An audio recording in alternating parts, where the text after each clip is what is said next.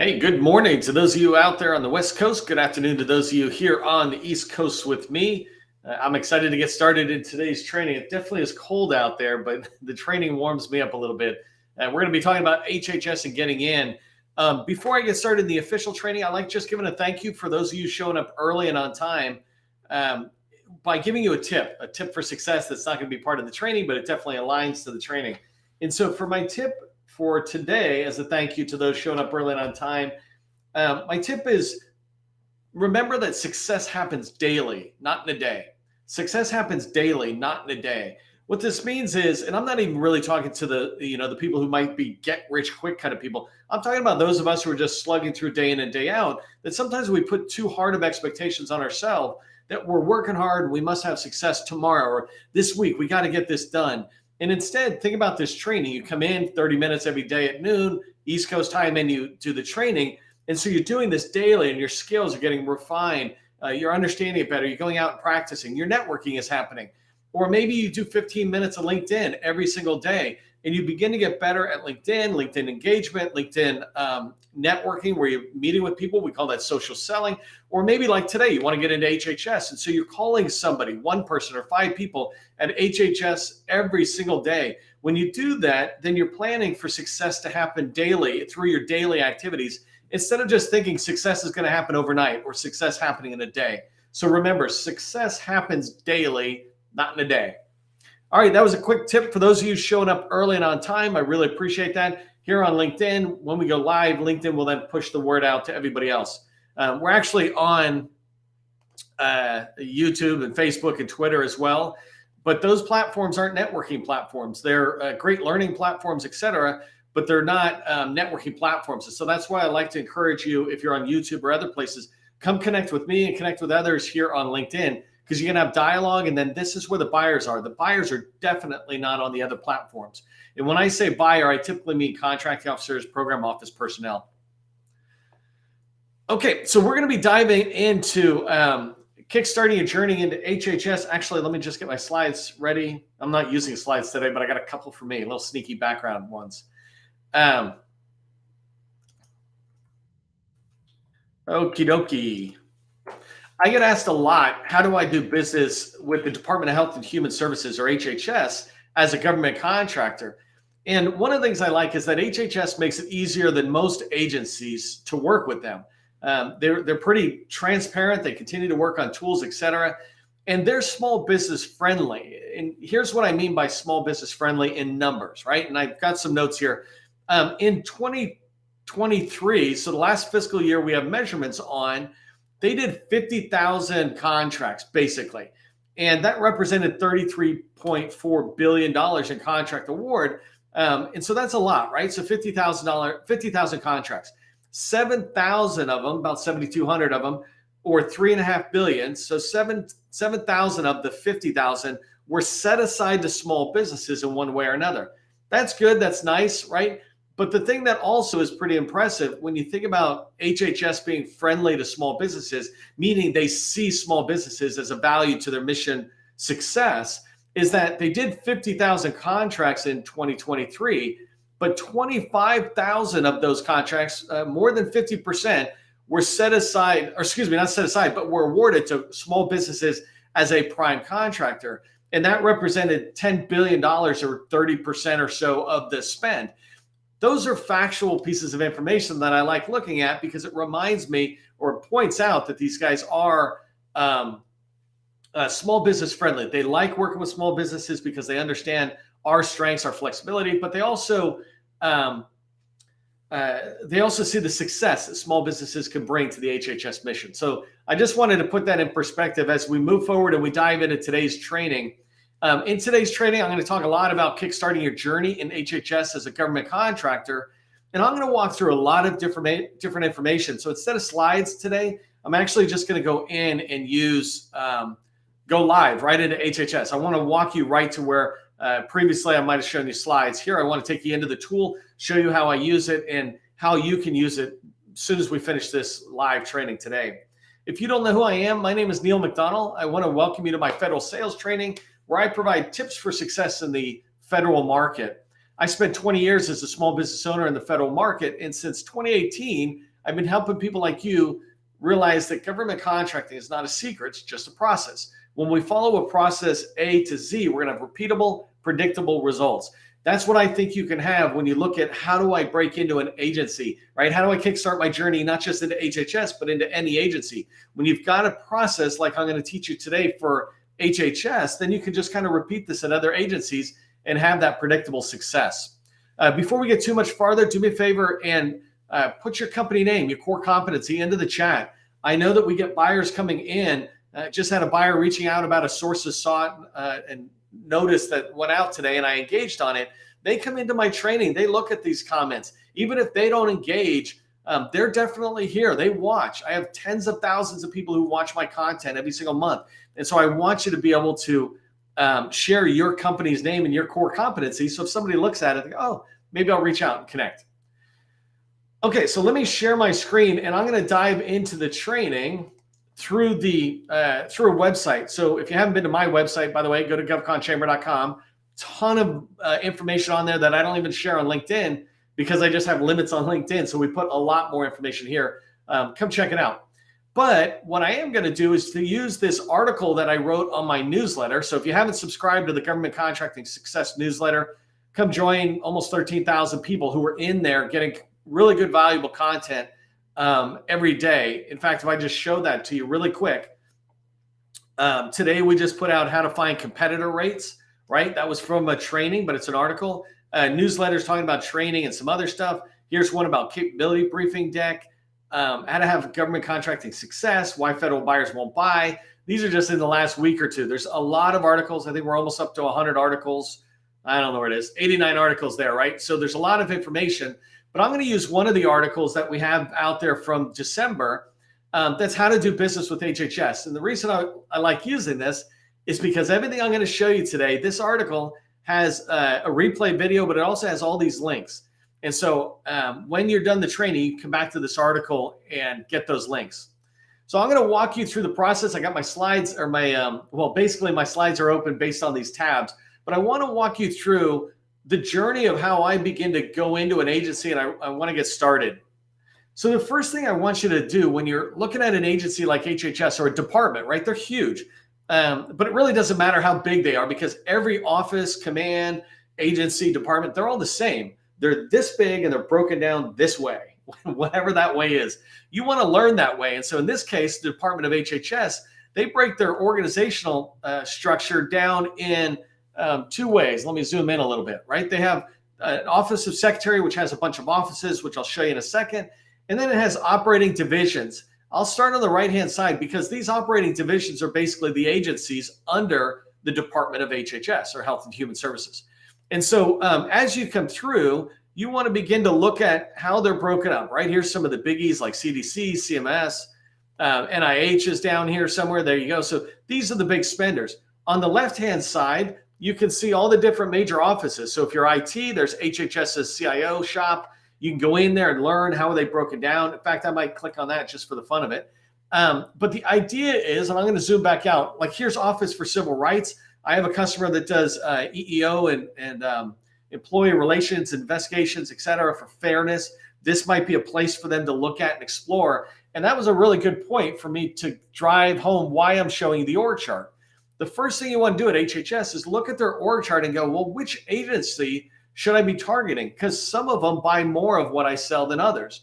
And you want to begin to take that time to understand it. The first way you begin to understand that is to just understand the org chart. What I like to do is to have this org chart. I put it into a particular tool I use, but you can put it into PowerPoint or something, just so you have it in your own world. And then I start Xing these out. Like let's say the Office of Assistant Secretary of Administration. I do a little research. I'm like, nah, that's an X. And then another one, I do a green circle or a check mark or something. Basically, I'm doing some research as I'm trying to go down my journey of getting into HHS and really owning them as a customer. I'm telling myself, which offices do I want to go into and which ones don't I want to go into?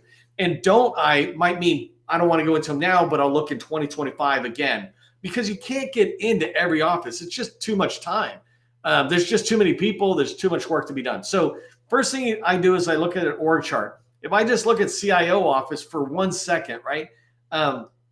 one of the cool things is that when I come in here, I can begin to see, I get people telling me this all the time. How can I find people at an agency, et cetera?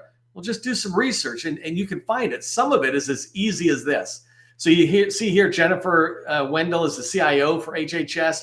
I can come down. If I'm a data company, I just saw data somewhere. There you go. Chief Data Officer down here. I can see Manaz. I'm pronouncing it badly, I'm sure. I'm sorry. But I can see the CDO, the Chief Data Officer, who that is. I can go follow them on LinkedIn. I can go further into the website and learn.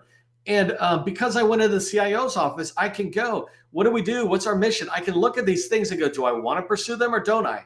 Now, this one's very easy because if you do IT, you certainly want to, pursue the CIO's office one way or another, even just to stay informed. So first step, org chart. Understand that org chart, right? The next thing is you want to continue your research. You want to understand what's the mission of HHS, what's the mission of CDC, or let me use, I was going to use NIH, but so inside of NIH, which is under HHS, there are 17 other health institutes. Let's call them that for a second. But there's all these different offices when you keep coming down, and they each have their own mission. So you want to look at HHS's strategic plan and understand from a high level, what are they doing? Then you can go into CDC or NIH, for example, and to begin to look further and further down. So I'm showing you the strategic plan. I'll show you a couple of more in a second.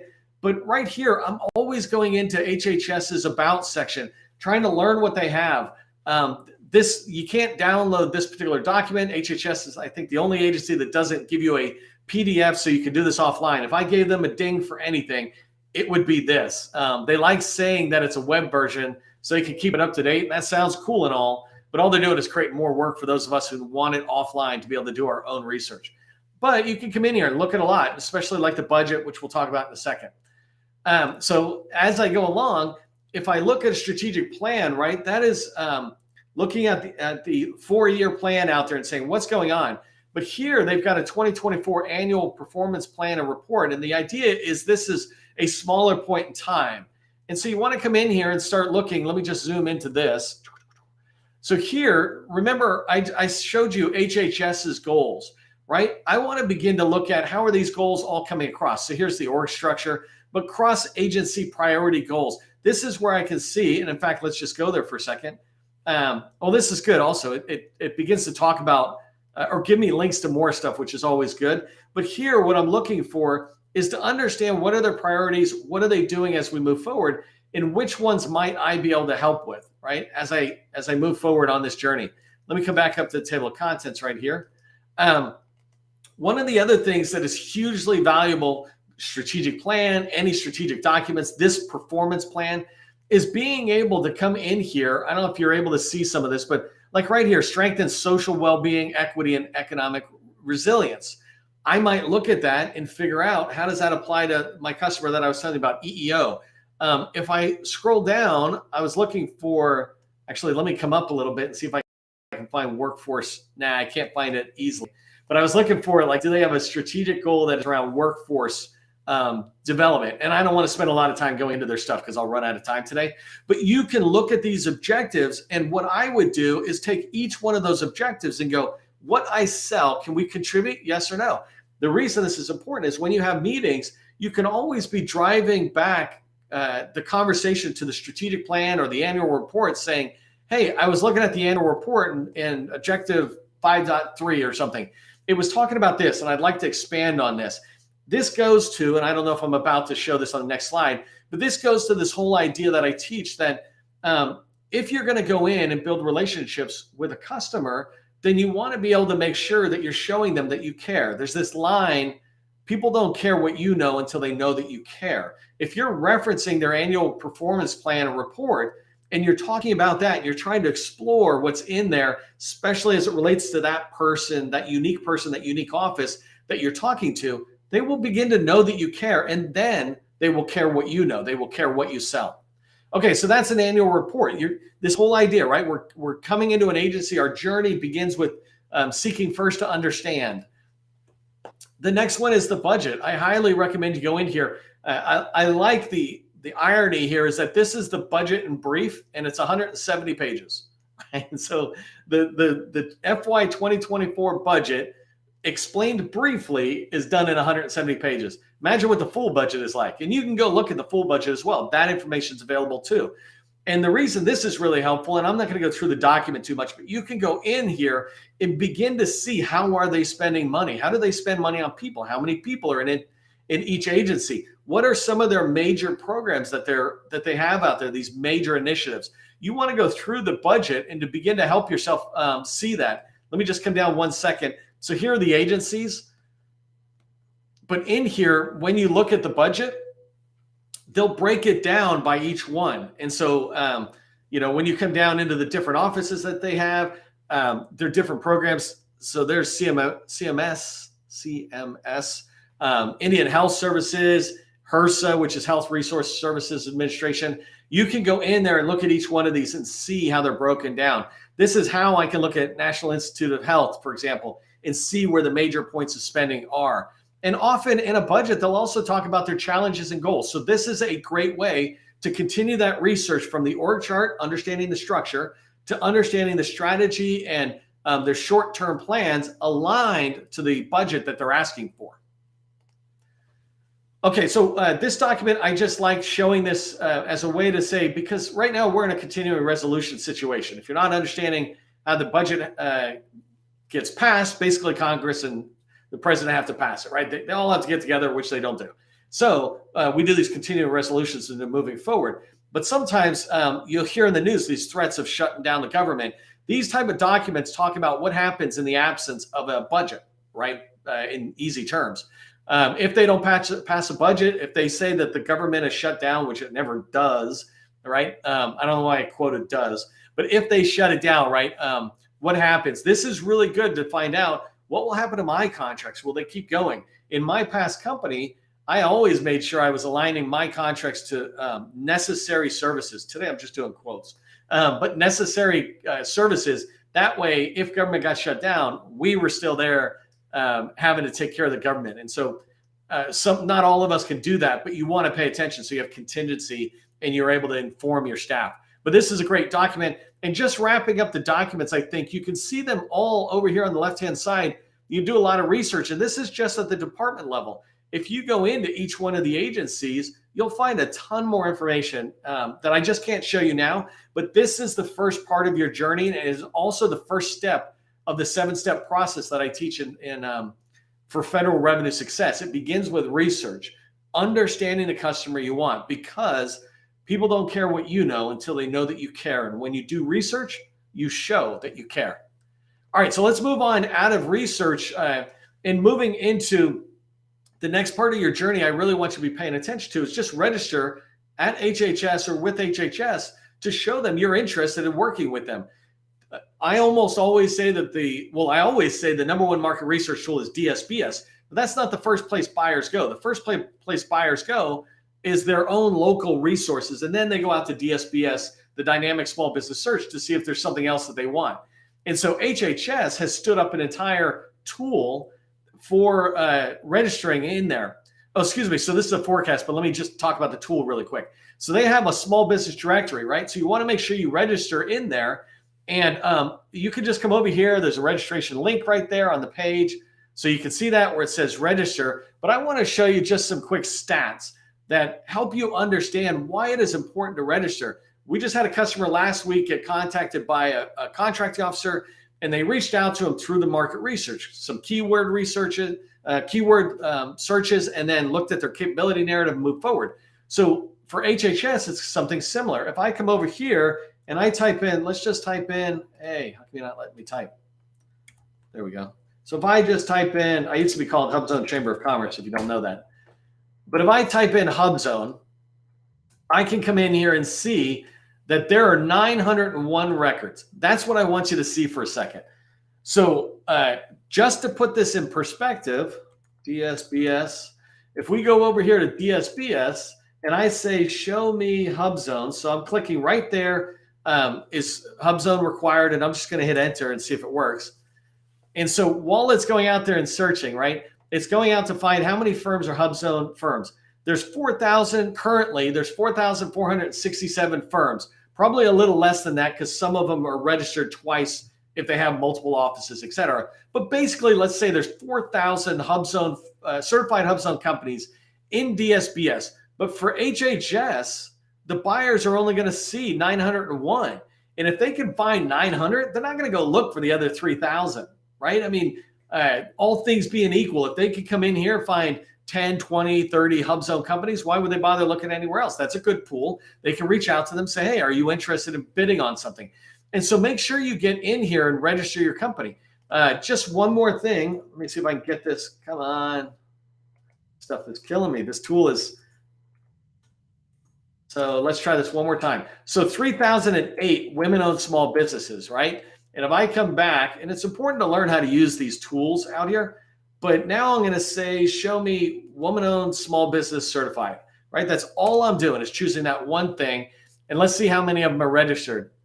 So right now, there's tens of thousands of women-owned small businesses, but there's only 11,400 SBA certified women-owned small businesses, right? That's the new way of doing it. And so if we come back here, there are only 3,000. That means 8,000 women-owned small businesses are communicating to HHS unintentionally that you're not interested in working with HHS. Who wouldn't be interested in working with HHS? They're literally the busiest agency over the last 5 years or something, right? And so this is an oversight, I believe, on your part if you're not in here. Come in here, click SBCX registration, get registered, get visible to the buyer. The next thing is I would be coming in here looking for opportunities. So this one here, you can search if you want, or you can click on view all, which I'll just do at the moment. But if you come through here, you can begin to look at these opportunities and see if you can find opportunities that are interesting to you. It starts off with 3,000 opportunities. That's not ever really the case. You have to come across and begin to filter things out. So let's look at this, like target award year, just as an example. I'm going to deselect everything, and I'm just going to say, like this one's cool, 2000. So I love the mistakes, right? The mistakes are tough for us. But if I say that this is all I'm looking for, that the target award month year is 9/24, which is a really interesting thing, there's 400 opportunities. And I don't know why 9/24 is in there, but I feel like they just chose it as a default. I might ask, HHS themselves, hey, why is that the case? But one of the things I really want you to keep in mind, right, is that you can look in here and see opportunities. You can see the size, but then obviously the operating division or agency. Oh, this is interesting. Well, no, there's a lot. So anyways, but the last thing is, look, there's points of contact, right? So if you find opportunities, you can go reach out to these people. The other thing to keep in mind when you're trying to reach out and start your journey with HHS is you don't have to call them about an opportunity, but you can use the long-range acquisition forecast to find opportunities maybe that were older, right? Remember that right here, I just used, let me get rid of this guy. I just used, 2024 or whatever. But if I select them all, I can go back and say, show me somebody who did something in 11/23, right? And so this is an older one, subject matter expert for somebody, right? Oh, I wish I had won that. Well, I can reach out to Kelly Fowler and try to see, is there more opportunities like this? Can I talk to you about the opportunity? Or excuse me, not the opportunity, but about the need. Why did you need subject matter experts? Or maybe I just want to get in there and I'm looking for a name. Right here, I've got all these people's names, numbers, or names and emails, and you can do a little research and get their numbers. So as I'm starting my journey, right, I'm understanding the structure, I'm understanding their mission and what they do through the strategic documents. I'm registering with HHS. I'm looking at the forecast to see if there's opportunities I want to pursue. And then I can also look at finding people who I might be able to reach out to. The next one is, speaking of people to reach out to, right? Here is the Office of Small Disadvantaged Business. We call it OSDBU. OSDBU, like I'm scaring you. And the thing you want to pay attention to, if you come down here, Shannon Jackson runs this. He's the OSDBU. But if you come down, you're able to find points of contact. And these people are super generous with their information. Make sure that if you're going to reach out to them, talk to your PTAC first, or your SBDC, to make sure you're even at a minimal level. That way, when you reach out to Anita, for example, another super helpful small business professional, when you reach out to Anita, you're not reaching out and saying, how do I register in SAM, or should I get on HHS? Do your own homework beforehand, and then reach out to Anita to talk about the strategic objectives that I mentioned. or maybe, meeting some program office personnel. But there's no excuse for not being able to get into HHS. I taught about this yesterday, I think, in a training that you can find about how to get in and meet with buyers. The last tip I gave people was just be persistent. And so this stuff is great. There's a lot of buyers in here. I did not share another slide. Let me just see if I can share it here really quick. I do have, let me try. Well, I can't see it, but I can share it here. If I go to LinkedIn, I think I got it here. Nah, it's key points of contact, so it's still the wrong thing. But I've got another slide that you'll find that has heads of contracting activity. And so this enables you to be able to not only reach out to key people within the OSDBO office, the small business professionals, but you can also reach out to the head of contracting activities, the person who's in charge of contracting officers, et cetera. If you're not getting traction, if you're trying to reach out about an opportunity in the long range forecast, but you're not getting anybody taking your calls, you can reach out to these people and they can help you navigate as well. HHS does a great job trying to make it easy for you to identify a person's name and their role and then their phone number and email. The last thing I wanted to show you here is just on LinkedIn, right? I'm showing you, like I showed you, I don't know, maybe this was 20 or 30 people who are in here. We have a small business directory on our website that you can get. Where can you get it? Oh, right here, directories. We keep improving stuff. Right here is a small business directory. You can get over 1,000 names of small business specialists, including all the HHS ones. But if you come into HHS on LinkedIn, now you're able to get a lot more traction finding people. So if I click on people for HHS, I'm able to see over 10,000 people at HHS. And, maybe I want to just find people with a job related to data. Hopefully this works right. So I just filtered it down, but you can see assistant director, division of data analytics. Here's a data scientist.